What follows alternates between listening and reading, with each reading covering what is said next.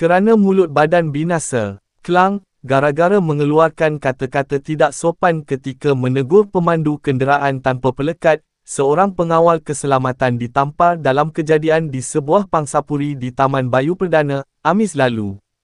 Ketua Polis Daerah Klang Selatan, Asisten Komisioner Cha Hong Fong berkata, kejadian kira-kira jam 10 pagi itu berlaku ketika mangsa yang merupakan seorang lelaki warga asing berusia 33 tahun sedang bertugas di pos keselamatan pangsapuri terbabit.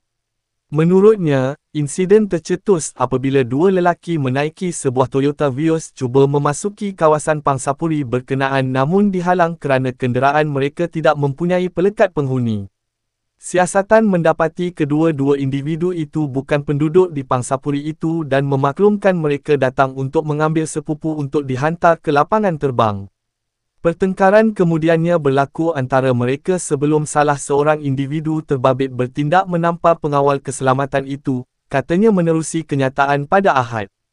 Katanya, pihak polis telah menemubual kedua-dua individu berkenaan dan mendapati kejadian berlaku selepas pengadu dikatakan menggunakan kata-kata yang kasar dan tidak sopan.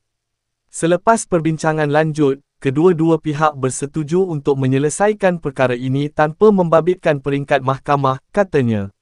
Dalam pada itu, Hong Fong menasihatkan orang awam agar tidak menyebarkan rakaman CCTV kejadian yang kini tular di media sosial bagi mengelakkan kegusaran dalam kalangan masyarakat.